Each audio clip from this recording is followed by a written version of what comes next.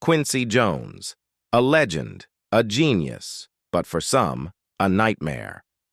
Among the many stories swirling around in the wake of his passing, one of the most persistent has involved Tevin Campbell and Will Smith. A rumor that gained traction after a Vulture article resurfaced was that Quincy Jones had molested Tevin Campbell when the singer was still a minor. Campbell, who Quincy once called an underrated musician in the same interview, took to Twitter to address the resurfacing allegations head-on. Over 30 years ago, the world was introduced to the rich, elastic voice of a young Tevin Campbell, a prodigy whose career was set in motion by the legendary jazz artist Bobby Humphrey. Humphrey brought Campbell into the offices of Warner Brothers Records, where he was quickly signed by the label's senior vice president of black music, Benny Medina. The 12-year-old singer, with a voice far beyond his years, was soon thrust into the spotlight with the help of none other than Quincy Jones, the iconic producer and composer. It was a heavy weight to bear for such a young talent. Many saw Campbell as the next Michael Jackson. But to Campbell, who was just a kid, the pressure wasn't as daunting as it might seem. He wasn't feeling oppressed by working alongside industry giants. He was living his dream. Campbell's debut single, Tomorrow, A Better You, Better Me, released in 1989, became an instant hit, climbing to #1 on the Billboard R&B charts. But that was just the beginning. By the time Campbell turned 14, he had already earned the admiration of both peers and critics alike. His contribution to Jones's groundbreaking 1989 album Back on the Block became a defining moment in his young career. The album went on to win the Grammy for Album of the Year, marking Campbell's official arrival on the global music scene. For a time, his name and voice would become synonymous with youthful talent, his songs frequently sung in school auditoriums, teen talent shows, and church choirs across America.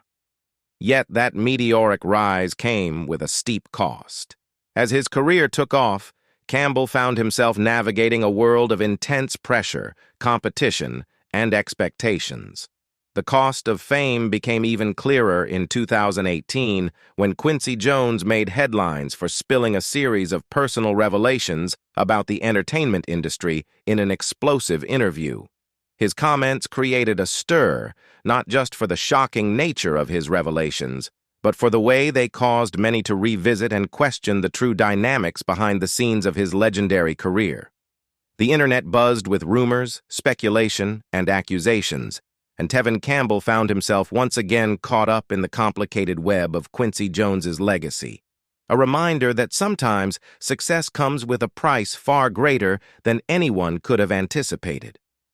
Amid the buzz surrounding Quincy Jones's explosive interview with Vulture, one long-standing rumor resurfaced, reigniting a firestorm of speculation. The rumor claimed that Quincy Jones had misconducted Tevin Campbell when the R&B singer was still a minor. The accusation, which had previously circulated in the shadows of the entertainment industry, took center stage once again after the Vulture piece gained traction. In the interview, Jones referred to Campbell as an underrated musician, which sparked a range of reactions. Tevin Campbell, now a seasoned artist in his own right, wasn't going to let the rumors slide.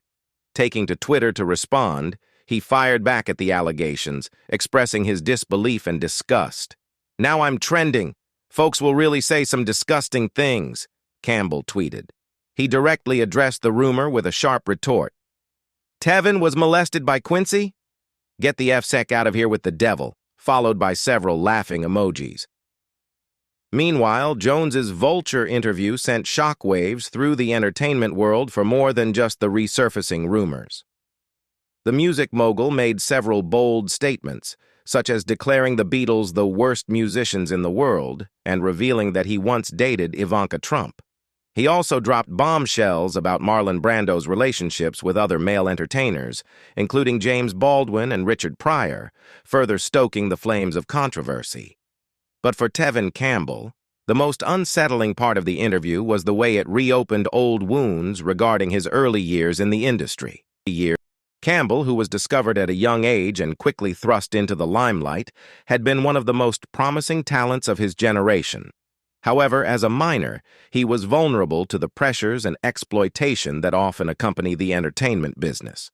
In hindsight, many of those who were part of his rise to fame, including Jones, have been criticized for taking advantage of Campbell's youth. While Jones played a pivotal role in Campbell's career launch, including his hit single, Tomorrow, A Better You, Better Me, the trajectory of Campbell's career also involved navigating a minefield of industry players and their potential exploitations. However, Campbell's story wasn't just defined by controversy. His talents were undeniable, and even as a teenager, he was poised to collaborate with some of the biggest names in music. At just 15 years old, Campbell teamed up with none other than Prince for the track Round and Round, which became a Billboard Hot 100 hit, peaking at number 3 on the R&B charts. By the time Tevin Campbell turned 18, he had already secured his place among the brightest stars of the music world. In 1994, on the track You Will Know from Black Men United's single Soul Charity, Campbell stood shoulder to shoulder with some of the most accomplished voices in R&B, including Stokely Williams, Brian McKnight, Usher, Gerald Levert, El DeBarge, and Lenny Kravitz. His role in the song was nothing short of remarkable. Campbell, then just 18, was one of only 3 voices allowed to effortlessly command the ad-libs and hit notes higher than the others. Campbell wasn't just sharing space with these industry giants, he was holding his own. His confidence shone through, as did his remarkable vocal ability, which continued to dazzle those around him. He seemed destined for even greater heights, exuding the kind of talent and star quality that promised a long and successful career.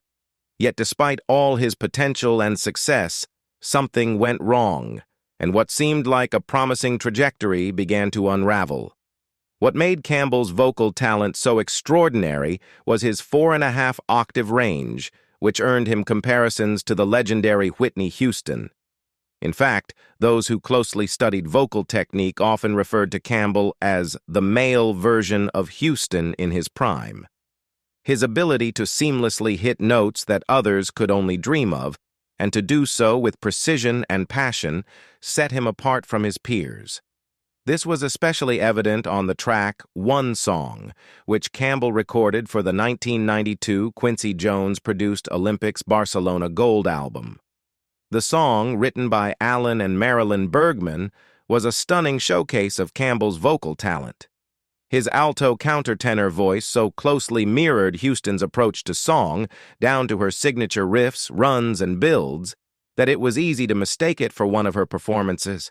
In fact, Campbell's rendition was so close to Houston's style that one could almost believe it was her voice on the track, a rare feat for any singer, especially one so young. Houston would later make this song her own, performing it live for presidents and in concerts worldwide. At just 20 years old, Campbell was again called upon to channel Houston's vocal style on another track for the 1996 Olympic album, The Impossible Dream. By the time he was 20, Campbell had already received 5 Grammy nominations, a feat that speaks to his early success in the industry.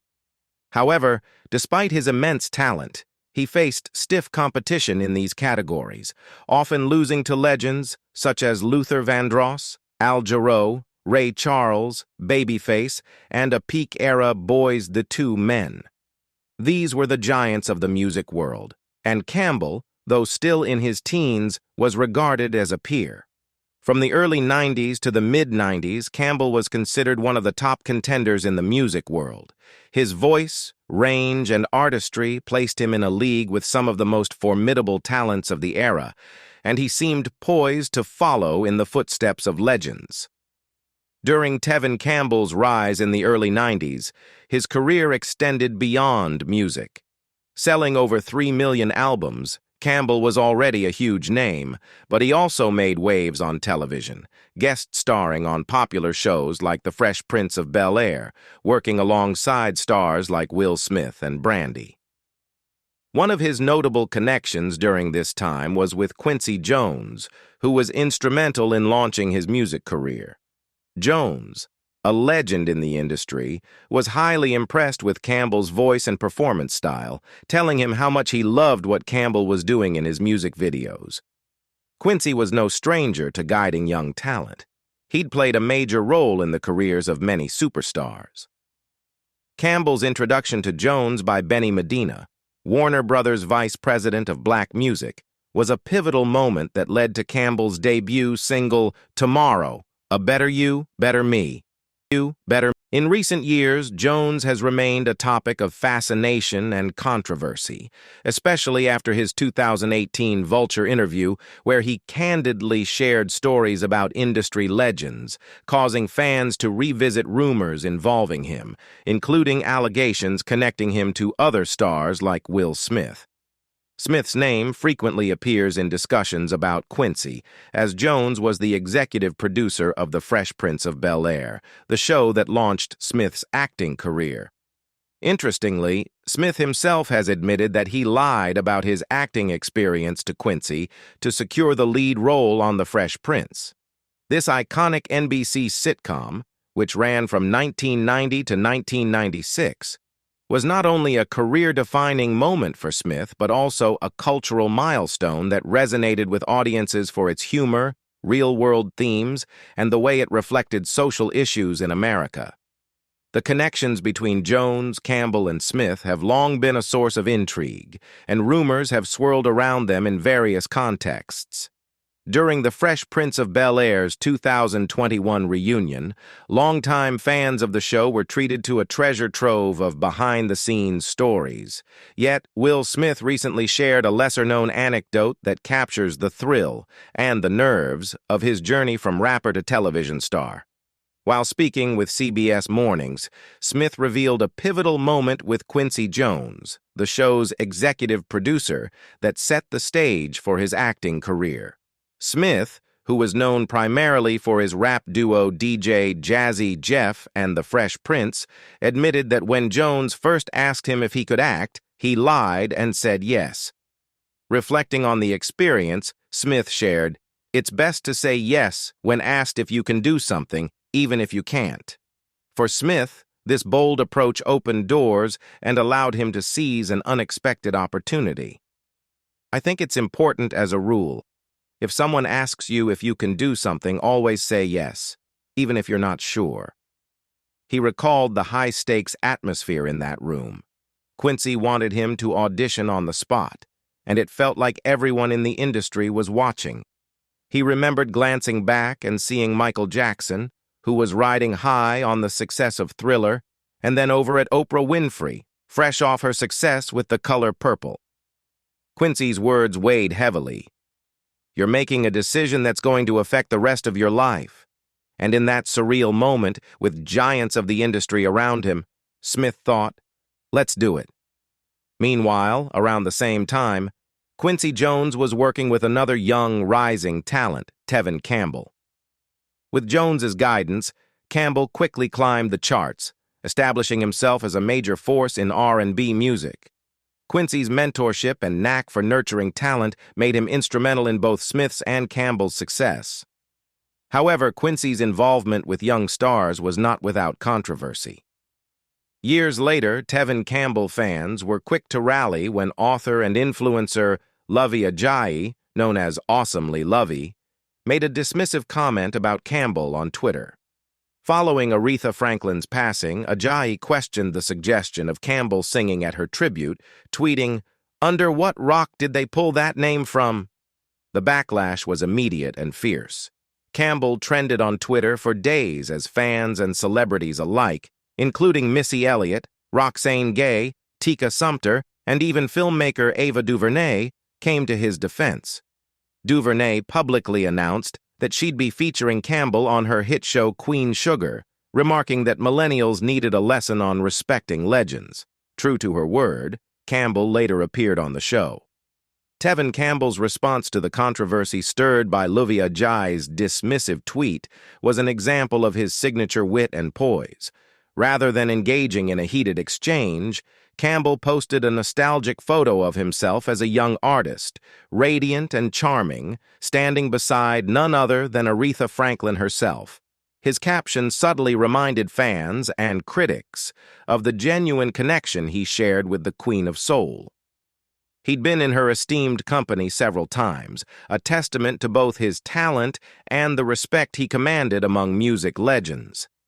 That subtle wink of mischief has always been Campbell's style, an understated assurance that shines in his performances, like the playful glint in his eye in the iconic "Can We Talk" video.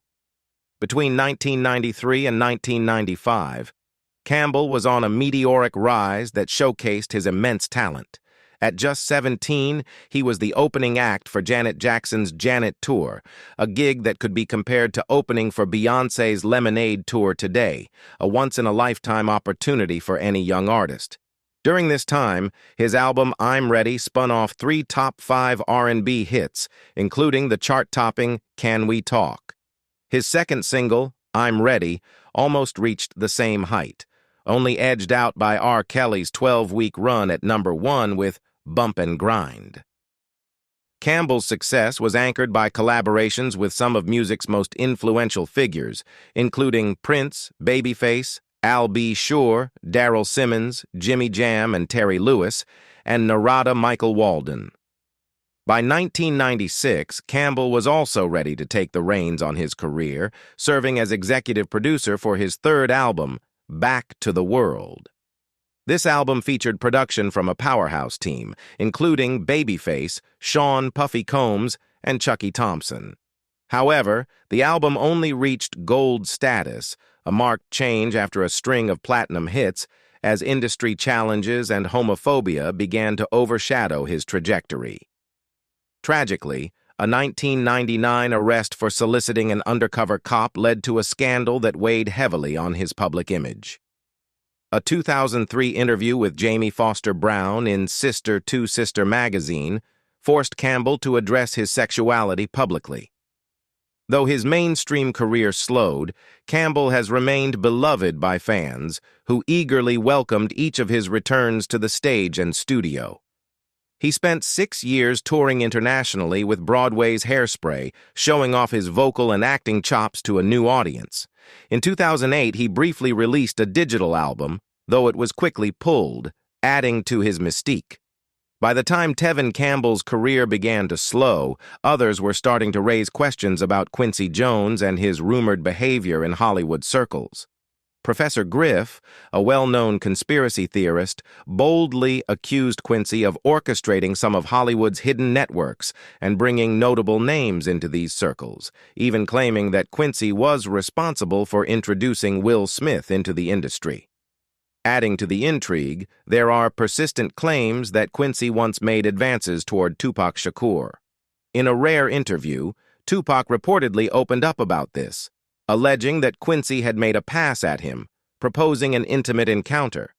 However, this interview has seemingly vanished from the internet, sparking speculation. Some believe Quincy's powerful connections may have influenced its removal, with no way to verify the audio now that Tupac is no longer here to confirm it. Quincy Jones has largely stayed silent on these rumors. Meanwhile, those close to Tupac, like his friend Napoleon, have consistently denied any such relationship. In a recorded interview, Napoleon dismissed the claims outright, stating, "Those rumors about Quincy Jones and all that crazy stuff with Pac, definitely just rumors. Pac was about to marry his daughter." Despite attempts to keep the alleged interview hidden, some fans insist they still remember every word Tupac said in it. One commenter recalled, "I heard Tupac saying that about Quincy with my own ears about 10 years ago." Quincy is or was the key holder to the black music industry. Anyone at the top level had gotten there by partaking in his parties. This wasn't the only time Tupac reportedly voiced frustrations about Quincy's actions from back in the day. In an interview, Tupac famously lashed out about various industry associates, making bold accusations. "When I was shot 5 times in jail for a crime I didn't commit. While every other black person, whoever they babies could." He left much to speculation, but the comment seemed to convey a deep mistrust of people around him. Could it be that Quincy Jones, as a powerful figure in the industry, was rumored to leverage his influence in ways that crossed boundaries? Some fans think so, especially considering Quincy's close relationship with Tupac during key years of his career. For some, this proximity raised questions, sparking rumors that Quincy may have attempted to blur professional lines with the iconic rapper. Tupac and Quincy's bond had reportedly grown so close that Tupac was considering leaving Death Row Records to sign with Quincy's label. Singer Keisha Cole shed light on this in an episode of Fat Joe's Instagram series, where she shared an eye-opening story from the night Tupac passed away. According to Cole, just before his tragic death in 1996, Tupac was seriously planning to part ways with Death Row and sign with Quincy Jones's music company. Cole recounted that she had been introduced to Death Row Records by MC Hammer, which gave her the chance to meet both Tupac and Suge Knight. In a surprising twist, Cole revealed that on the very day Tupac lost his life, he had decided to leave Death Row and even invited her to join him on his new journey with Quincy Jones's label. That fateful day in Las Vegas, when Tupac was shot, marked a tragic turning point that forever changed the course of music history. Adding to the intrigue, some speculate that just months before his death, Tupac had started a relationship with Quincy Jones's daughter, Kidada Jones. Rumors swirled that this relationship might have been Tupac's way of responding to certain alleged advances by Quincy himself. Quincy Jones's recent passing has certainly sent shockwaves through the music world, but for Tevin Campbell, it feels deeply personal. This marks the end of an era, and possibly a new beginning for Campbell, giving him the chance to finally share his own story.